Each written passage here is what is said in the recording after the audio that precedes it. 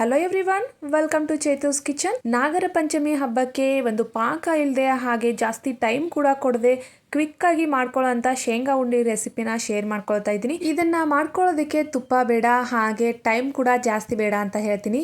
ನನ್ನ ವಿಡಿಯೋ 2-3 ನಿಮಿಷ ಮಾತ್ರ ಇದೆ, ಎಲ್ಲೂ ಸ್ಕಿಪ್ ಮಾಡದೆ ಫುಲ್ಲಾಗಿ ವಿಡಿಯೋನ ನೋಡಿ ಅಂತ ರಿಕ್ವೆಸ್ಟ್ ಮಾಡ್ಕೊಳ್ತೀನಿ.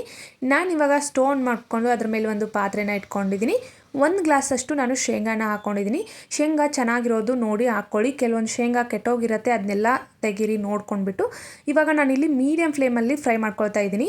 ಸ್ವಲ್ಪ ಈ ಥರ ಸ್ಪ್ರೆಡ್ ಮಾಡೋದು, ಆಮೇಲೆ ಬಿಡೋದು, ಮತ್ತು ಈ ಥರ ಫ್ರೈ ಮಾಡ್ಕೊಳ್ಳೋದು. ಕಂಟಿನ್ಯೂಸ್ ಆಗಿ ಹೈ ಫ್ಲೇಮಲ್ಲಿ ನೀವು ಫ್ರೈ ಮಾಡ್ಕೊಳ್ಳೋದಕ್ಕೆ ಹೋಗಬೇಡಿ, ಅಂದರೆ ಶೇಂಗಾ ಉಂಡೆ ಕೂಡ ಚೆನ್ನಾಗಿ ಬರಲ್ಲ. ಈ ಥರ ಮೀಡಿಯಂ ಫ್ಲೇಮಲ್ಲಿ ನೀವು ಫ್ರೈ ಮಾಡಿಕೊಂಡ್ರೆ ಈ ಥರ ತನ್ನಷ್ಟಕ್ಕೆ ತಾನೇ ಮಧ್ಯ ಸ್ಪ್ಲಿಟ್ ಆಗಿರಬೇಕು, ಅಲ್ಲಿವರೆಗೂ ನಾವು ಫ್ರೈ ಮಾಡ್ಕೋಬೇಕು. ಶೇಂಗಾ ಚೆನ್ನಾಗಿ ಫ್ರೈ ಆದಮೇಲೆ ಒಂಥರ ಘಮ ಬರುತ್ತೆ, ಅಲ್ಲಿವರೆಗೂ ನಾವು ಫ್ರೈ ಮಾಡ್ಕೋಬೇಕು. ಇವಾಗ ಮೇಲಿನ ಸಿಪ್ಪೆ ಎಲ್ಲ ಈ ಥರ ರಿಮೂವ್ ಮಾಡ್ಕೊಂಡಿದ್ದೀನಿ. ಇದನ್ನು ನಾವು ಈ ಥರ ಒಂದು ಜರ್ಡಿನ ತೊಗೊಂಡು ಈ ಥರ ಮಾಡಿಕೊಂಡ್ರೆ ಬೇಗ ಎಲ್ಲ ಸಪ್ರೇಟ್ ಆಗುತ್ತೆ. ಶೇಂಗಾ ಮತ್ತು ಅದ್ರ ಮೇಲಿರೋ ಸಿಪ್ಪೆ ಎಲ್ಲ ಸಪ್ರೇಟ್ ಆಗುತ್ತೆ. ಈ ಥರ ಮಾಡಿ ನಾನು ಒಂದು ಪ್ಲೇಟಿಗೆ ಇಟ್ಕೊಳ್ತಾ ಇದ್ದೀನಿ. ಕಂಪ್ಲೀಟಾಗಿ ಅದ್ರ ಮೇಲಿನ ಸಿಪ್ಪೆ ಹೋಗೋವರೆಗೂ ನಾವು ಕ್ಲೀನ್ ಮಾಡ್ಕೋಬೇಕು. ಇವಾಗ ನೋಡ್ಬೋದು ಈ ಥರ ಕ್ಲೀನ್ ಮಾಡ್ಕೊಂಡಿದ್ದೀನಿ. ಇವಾಗ ನಾನು ಒಂದು ಮಿಕ್ಸಿ ಜಾರನ್ನು ತೊಗೊಂಡು ನಾನು ಸಿಪ್ಪೆ ತೆಗೆದಿರೋಂಥ ಶೇಂಗಾನ ಹಾಕ್ಕೊಳ್ತಾ ಇದ್ದೀನಿ. 1 ಲೋಟದಷ್ಟು ಶೇಂಗಾನ ತೊಗೊಂಡಿದ್ದೆ ಅಲ್ವಾ, ಇದಕ್ಕೆ ಅರ್ಧ ಲೋಟದಷ್ಟು ನಾನು ಬೆಲ್ಲನ ಹಾಕ್ಕೊಳ್ತಾ ಇದ್ದೀನಿ. ಬೆಲ್ಲನ ಕುಟ್ಟಿ ಪುಡಿ ಮಾಡ್ಕೊಂಡಿದ್ದೆ, ಅದನ್ನು ಇವಾಗ ಹಾಕ್ಕೊಳ್ತಾ ಇದ್ದೀನಿ. ತುಂಬ ಪುಡಿಯಾಗಿರಬೇಕು ಅಂತ ಏನಿಲ್ಲ.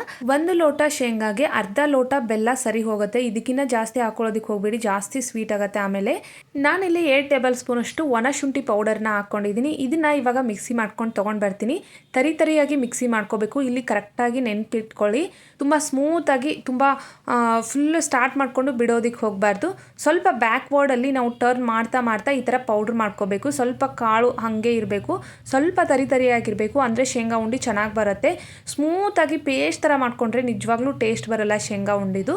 ಸೊ ಇವಾಗ ಒಂದು ಪಾತ್ರೆಗೆ ಹಾಕ್ಕೊಂಡು ಕೈಯಲ್ಲಿ ನಾನು ಈ ಥರ ಚೆನ್ನಾಗಿ ಇದನ್ನು ಈ ಥರ ಮಾಡ್ಕೊಳ್ತಾ ಇದ್ದೀನಿ. ಈ ಥರ ಮಾಡೋದ್ರಿಂದ ಅದರಲ್ಲಿರೋ ಎಣ್ಣೆ ಅಂಶ ಏನಿರುತ್ತೆ ಹೊರಗಡೆ ಬರುತ್ತೆ. ಆವಾಗ ನಾವು ಆರಾಮಾಗಿ ಉಂಡೆನ ಕಟ್ಕೋಬೋದು. ಇಲ್ಲಿ ನೋಡ್ಬೋದು ಕೈಯಲ್ಲಿ ಯಾವ ಥರ ಕಟ್ತಾ ಇದ್ದೀನಿ ಅಂತ.